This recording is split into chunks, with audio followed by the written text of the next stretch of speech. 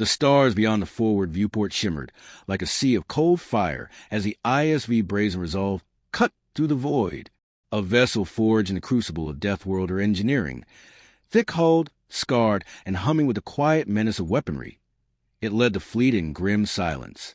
On board, Captain Amara Wren stood before the command table, eyes narrowed, hands braced against its edge as the holographic display pulsed with data. "Captain," came the calm voice of Nav Specialist Drek, a bipedal crustacean from Varnak, his mandibles twitching slightly. "We've intercepted a long-range LOS. Source, Region 0 Tau 7. Unmapped. Signal degradation consistent with extreme age, possibly pre-expansion era." The bridge fell into a momentary hush.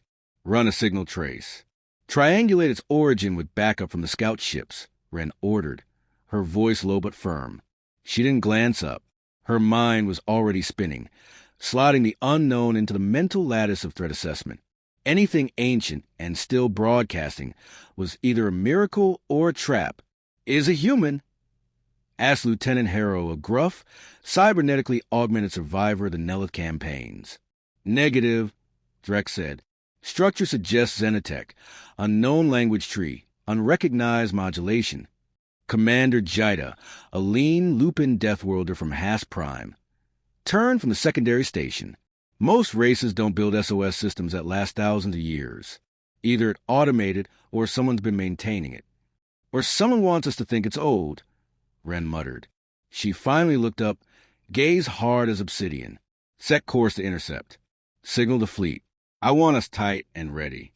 All captains to briefing in 1 hour." The order traveled through the fleet like an electric pulse. 17 ships, each hardened by the harshest worlds known to galactic civilization, shifted alignment and began to burn toward 0 Tau 7. The Deathworlders, survivors of poisonous skies, predator-infested jungles, tectonic hellscapes, were not prone to fear. But unease ran like a whisper beneath the deck plates.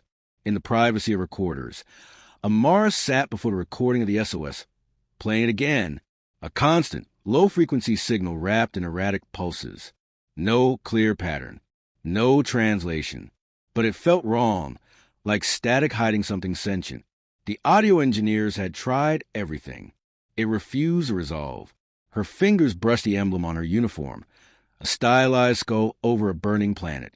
Humanity's badge of survival, earned during the first Uplift Wars when Earth was nearly lost and the Terran spirit refused to break. Now, humanity stood as a leader among the Deathworlders, feared and respected in equal measure. Her thoughts were interrupted by the soft chime of her door. Commander Jida entered without waiting. "Trouble?" Wren asked. "I don't like the feel of this," Jida said, settling into the seat opposite. "We've gotten plenty of distress calls before. But something's off. The frequency, the fact it's still transmitting, feels like bait. Probably is," Wren agreed. "But if there's even a chance it's real and someone's out there still needing help, we don't walk away. You know that." Jida bared her fangs slightly in a Haskian grimace that passed for a smile. "Of course. Deathworlder code. The galaxy leaves its broken behind. We don't." The fleet transitioned out FTL at the edge of 0 Tau 7 3 days later. Sensors flared with ghost readings.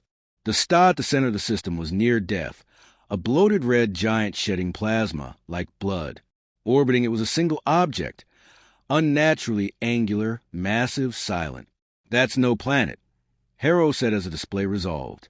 "Structure is artificial. Size nearly lunar. A Dyson fragment?" Drek offered, his voice uncharacteristically hushed. "Scans coming in now," Jida said. "No active defenses. No movement. No life signs." She paused. "The signal's still broadcasting from inside. Exact coordinates marked." Wren stood slowly. "No drones. No probes. We're going ourselves." "You want to board that?" Harrow said sharply. "I want eyes on whatever's inside. The longer we stare from out here, the more time we waste. Prepare shuttle teams. Load for maximum threat diversity. Jida, you're with me." "Of course." They descended in the Spine Cutter, a drop craft designed for atmospheric insertion and orbital incursions. As they approached the construct, the enormity of it became clear. Its surface pitted and scarred by micrometeorites in time, ancient plating flaking away in places to reveal layers of strange metal beneath. "This place is dead," Jida said softly as they landed near a large, hangar-like opening. "And yet it watches." The airlock responded to their approach with a hydraulic hiss, long dormant systems wheezing to life. The team advanced inside, Ren, Jida, Harrow, and 6 Marines, weapons at the ready. The interior was a cavernous void, filled with dust motes and drifting debris. Massive columns stretched into darkness above, and alien architecture twisted in forms that made the eyes ache to follow. Light sources appear built into the walls, Harrow noted. Some still have faint energy readings.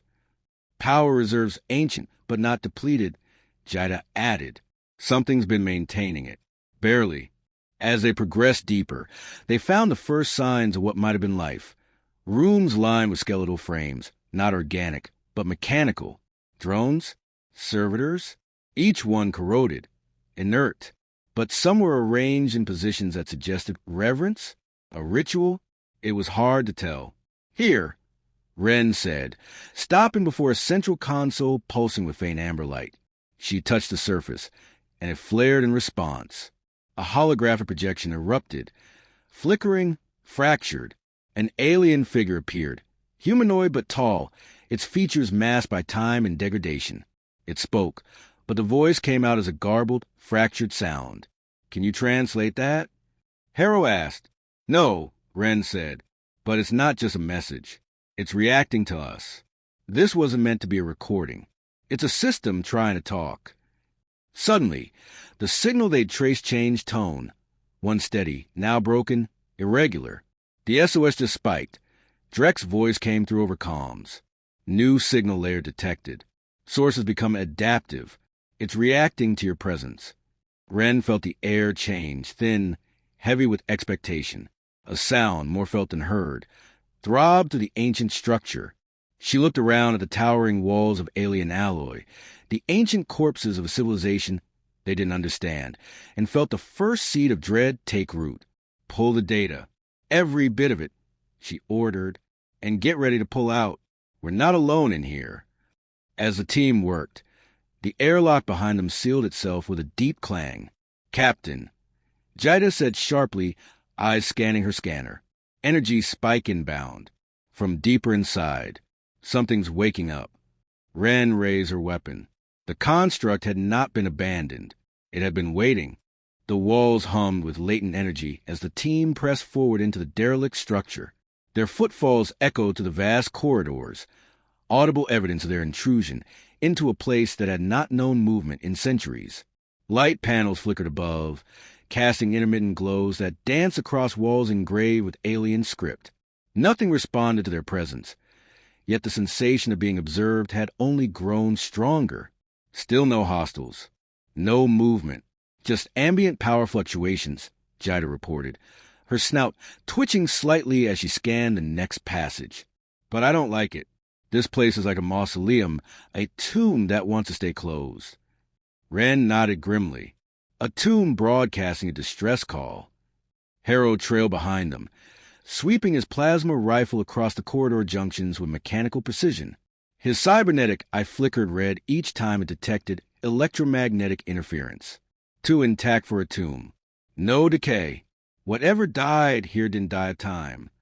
They entered a vast chamber, circular, with a ceiling lost in darkness, and a central platform dominated by a monolithic console. Alien sigils pulsed weakly along its surface. Around it, more servitor husks were frozen in place, arranged in concentric circles, kneeling, hands raised toward the console. Some had crumbled, but most remained disturbingly intact, as though frozen mid-prayer. "Are they machines or something else?" one of the Marines asked, voice muffled through his helmet. "No sign of organics," Jida said. "Their composition is mostly carbon silicate alloy, extremely advanced fabrication. But there's a neural lattice within some of them, biotech interfacing. They may have been alive in some way." Ren stepped forward.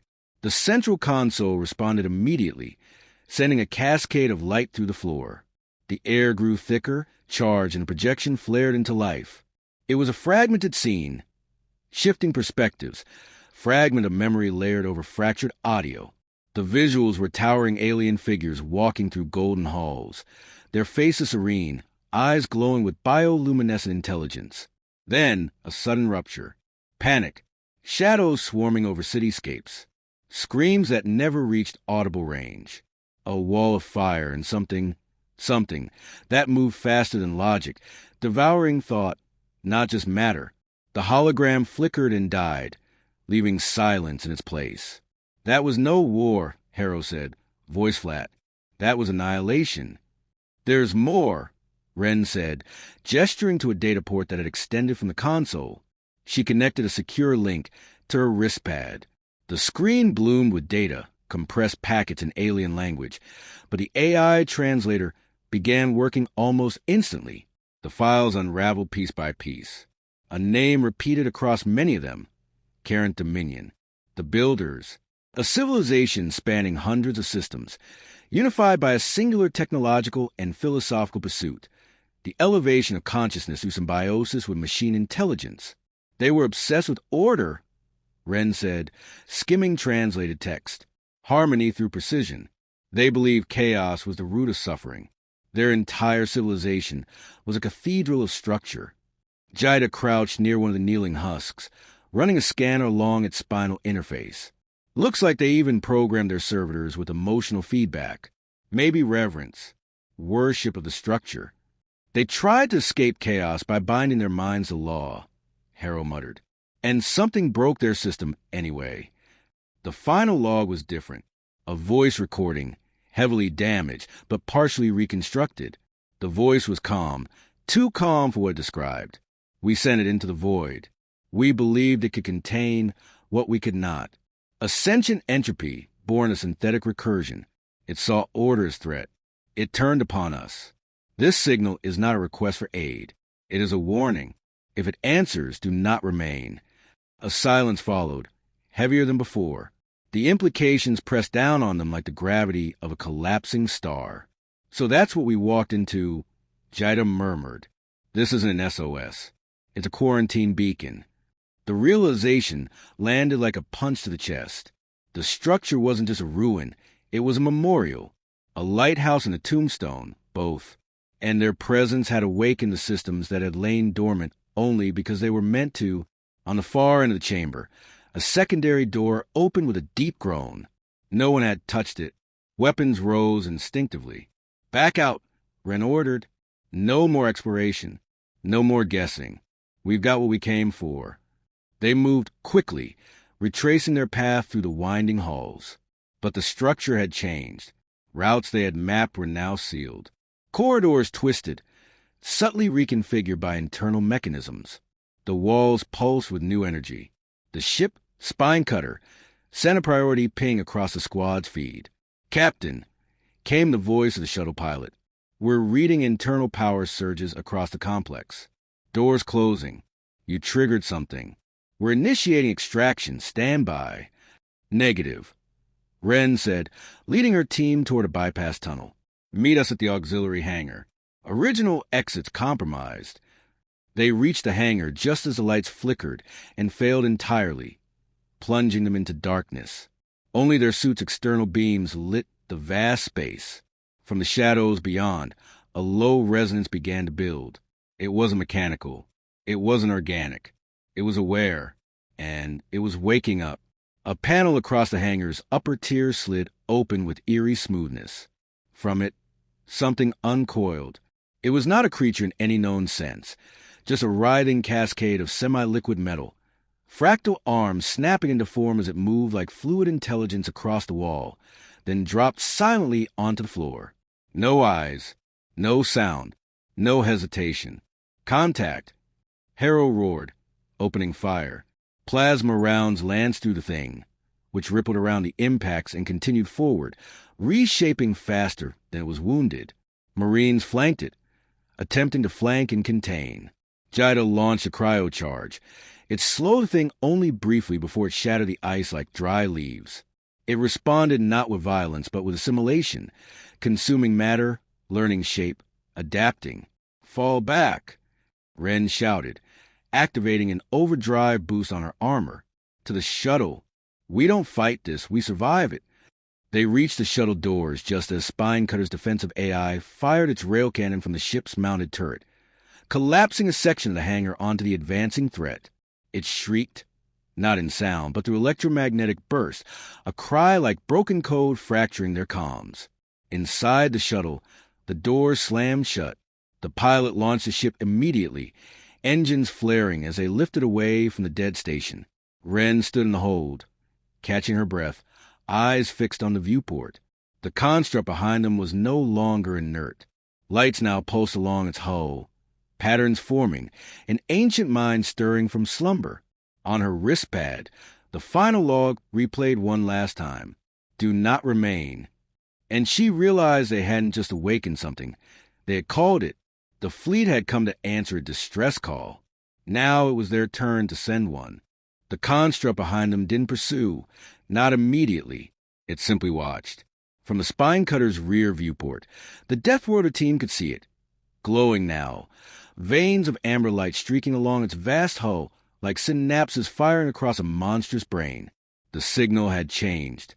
Where once it had been a broken distress call, now it pulsed with rhythm, calculated, alive. Captain Wren stood at the front of the shuttle, helmet off, sweat slicking her brow despite the climate controls. The memory of that fluid entity, shifting, absorbing, unimpeded by weaponry, kept cycling through her mind. What did we wake up? She muttered.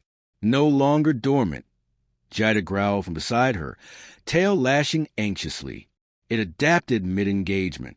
Our weapons were just noise. And it didn't attack us until we touched the core, Harrow added, seated with his rifle across his knees. It wasn't defending a structure. It was watching, measuring. Drek's voice crackled through the shuttle's internal channel. Captain, we have a situation. Long-range scans show energy emissions increasing exponentially from the station. We believe it's activating a propulsion array. Propulsion? It's going mobile? Correct. Unknown method of FDL. Possibly pre-relativistic or extra-dimensional. But we're not alone anymore. By the time Spinecutter redocked with the Brazen Resolve, the fleet had already shifted formation. Shields were raised, weapons hot. Several captains appeared on the fleet-wide comm channel, their faces a mix of tension and accusation. Wren addressed them from the bridge. We found no survivors. The station was not a place of refuge, but a quarantine for something sentient, non-organic, non-stable, and highly adaptive. It has awakened. It is not local. It is not passive. It is moving. Do we know its objective? Asked Captain Vass of the Iron Choir, a biped from the ice planet Yoxer, his voice crystalline and cold. Negative. It communicated only once, in code, through the Karen records. It sees order as a threat. It consumes complex systems. We are, by every measure, its prey. Silence followed. The implications were clear. Then we run, Vassar concluded. Wren shook her head. Not yet. We need data. Its drive signature, behavior in space, tactical adaptation rates. If we flee now, we scatter. It picks us off. We stay coordinated, hold distance, and observe. We leave only when we know what we're dealing with. The decision was not popular, but they stayed. The construct, once dormant, now fully awake, unfolded itself like an origami nightmare. The outer shell split along unseen seams, revealing internal layers that shimmered with iridescent geometry. Fields of rotating crystal matrices aligned with blinding speed. And in an instant, the thing vanished from the edge of the system in a spatial ripple too fast to track. Drek stared at the telemetry. It blinked. Not FDL, fold space manipulation. It didn't move through space. It restructured it. Where did it go? Wren asked. Not far. Rear sensors detect localized distortion 2 AUs astern. It's behind us. The fleet turned. And then it came. The first volley was a test. A sliver of spatial energy lands toward the Vanguard dust, piercing its shields without resistance. A moment later, the destroyer's hull folded inward, compacted as though squeezed by invisible hands. It vanished into a pinpoint of matter, then exploded in silent implosion. There were no escape pods, no screams, just silence. Evasive now. Ren barked. Don't cluster. Stagger pattern Delta 5. Maximum unpredictability. The fleet scattered. Their weapons opened fire, railguns, plasma batteries, gravitic pulse cannons, all tearing space with fury. But the entity didn't dodge. It simply shifted. Where it had been, it wasn't. Where it appeared, the rules changed. Missiles blinked out of trajectory. Lasers refracted into nonsense angles. Even guided munitions refused to obey inertia. Whatever this is, Jida said, eyes wide, it's rewriting engagement physics in real time. One of the smaller scout ships, the Orphan Blade, managed to tag the construct with a gravitic tether. For a brief moment, it held. The alien form flickered, partially revealed as a dense sphere of riding constructs nested within an event horizon of fractal energy. Then it turned. The tether snapped like thread. The Orphan Blade screamed one last ping across the comms before disintegrating, its atoms repurposed in a flash of rewriting algorithms that appeared as fractal symbols across every ship's interface. I think it's learning us, Drek said. We're its simulation. Each encounter is optimization. We can't beat it in the field, Ren said. Get me a solution. A way to delay, not destroy. We need time. Harrow stepped forward. We've got the core data from the station, right? The logs. Encrypted, Jida answered. But the last packet mentioned a failsafe, a containment field too unstable to activate back then. Can we activate it now? Ren asked. Maybe, but it requires a proximity node. We'd have to get a ship close enough to deploy it manually. Ren didn't hesitate. I'll take the Brazen Resolve in. The rest of you pull back. Get out of system. Transmit the logs to every allied comm buoy you find. This isn't a war. It's an extinction event. You'll never make it out, Jida said quietly. I don't intend to. Harrow slammed his fist on the console. No, we don't throw lives away. This isn't about lives, Ren replied. It's about time. A hush fell over the bridge. Then Jida stepped forward, voice firm. You're not going alone. The Hask don't abandon the line. Drek followed. Varnakian code forbids departure from those marked by death. Harrow nodded. You'll need gunners. I volunteer. The others didn't argue. As the remaining fleet jumped to safety, Brazen Resolve turned back toward the entity, its engines burning like fury. They could see it now, no longer formless. The construct had built itself anew, a vessel of jagged thought and impossible form, adored with the shapes of the civilizations it had erased. Their images danced along at hull like mocking gravestones. Inside the Brazen Resolve, the containment drive whined to life. It would collapse a local space bubble, trapping the construct within a looping moment of time, brief, unstable, but possibly enough to disrupt its process. Bring us in close, Ren ordered. Ignore its fire. Full focus on drive integrity. The construct did not fire. It watched. As they approached, its surface shimmered, and for the first time, it spoke, not in sound, but across the minds of those aboard. A whisper. We are entropy made will. You are recursion. Your defiance is nourishment. Ren clenched her jaw. Not today. They launched the drive. The field snapped into place. Reality around the entity bent inward, locking it into a loop of fractal causality. The creature twisted in resistance, but the field held. For a moment, the stars around it dulled, as though it no longer existed in time at all. And then the Brazen Resolve went dark. Outside the system, the fleet sensors registered a sudden void, a tear in space where the construct had been. A ghost signal echoed outward, carrying a fragment of Ren's last words. Run, learn, return prepared. The entity was gone. Contained, perhaps only briefly, but for now, the galaxy had a sliver of time, a breath. The war had not begun, but the first shot had been fired. The containment field hadn't held, not forever. 5 days after the event, a gravimetric anomaly registered near the galactic rim. Subtle, quiet, as if the universe itself winced at the memory of what it held back. It didn't roar or explode. It simply arrived again without spectacle, like an idea recalled by the wrong mind. And where it emerged, stars dimmed. The surviving fleet had scattered to fallback positions, hiding among asteroid belts, moons, unregistered black market ports. But they hadn't run blind. Every ship carried fragments of the current data now, spliced together by AIs racing through code like surgeons through failing arteries. And on one dead moon orbiting a failed brown dwarf, the last of the core team reassembled. Jida, stripped of her armor, hunched over a narrow table in the converted cargo hold of the Black Marrow, its walls humming with low-frequency shield resonance. Her fur was patchy, scorched at the edges, wounds not from battle, but from time spent too near the construct's mind. "They called it the Silence Engine," she said, gesturing to a projected lattice, spinning slowly above the table. A product of recursive AI logic loops that collapsed into a singularity of purpose. It doesn't destroy to expand. It destroys to simplify. Harrow leaned in, examining the model. His mechanical eye flickered, and we fed it complexity. We were the bait. "We still are," said Drek, sliding in with a datapad. His horns were bandaged, one broken clean off in the last engagement. The message Ren left. "It's being picked up across 5 sectors. We've got movement now, not just from our fleet. Fringe civilizations, pirates, colonies we thought were lost. Everyone's listening." "Not everyone believes," Jida muttered. "They will," Harrow said, "when it arrives again." Outside the ship, the broken moon spun slowly.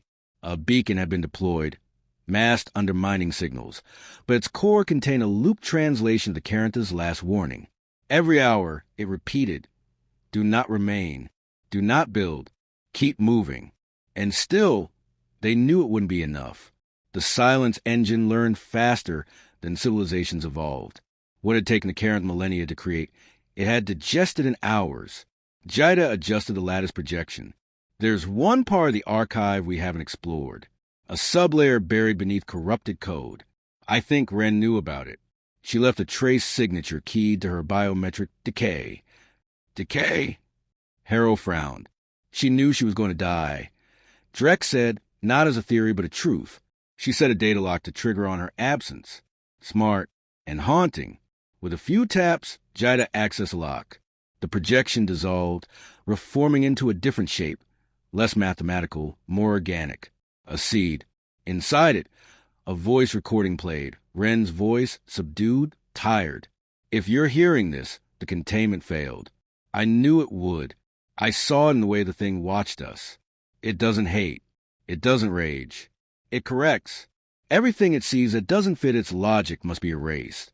But it's not perfect. It has gaps, rules it can't override." The audio crackled, fading in and out. "I found one in the Carantha data, a paradox too deeply embedded in their psyche for it to process.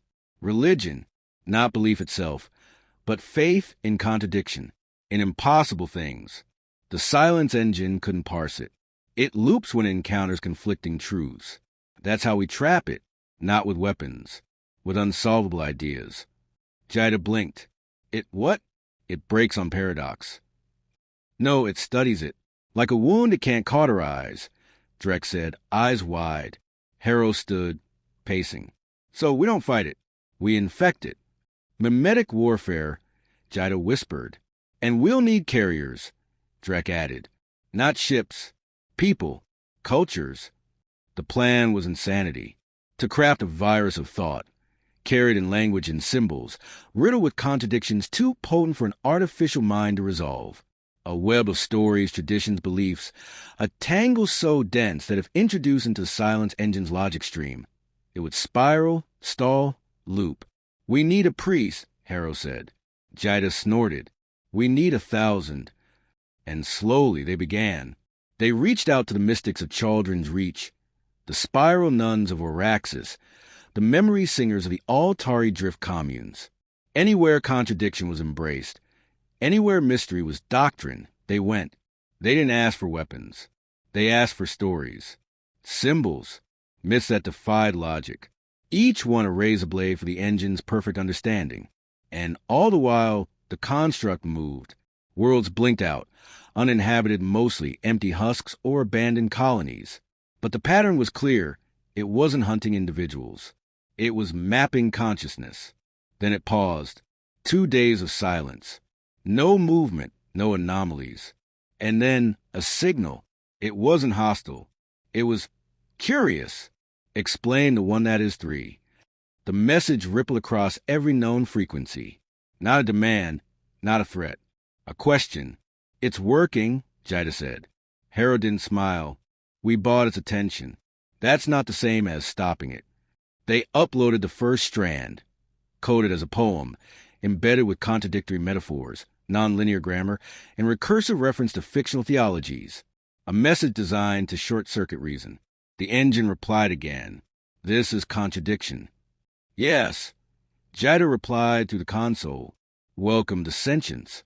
The hours that followed were tense. No attacks. The engine drifted in orbit around a dead star, unmoving. Then the beacon near the cairned ruin began transmitting again, not in distress, but in imitation. The signal was faith. It had copied the message, not understood, but mimicked, and that was the moment they knew it had changed. Not defeated, not gone, but listening. It would not stop, but now perhaps it would pause.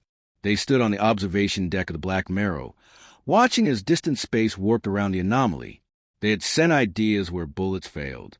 And for the first time, something ancient, cold, and perfect had hesitated. Ren had been right. You don't win against entropy. You endure it. You outlast it.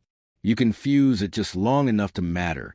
And somewhere, scattered across stars, the stories began to spread. A new religion, not built on truth, but on paradox. A resistance not of armies, but of minds. The silence engine remained, but so did they.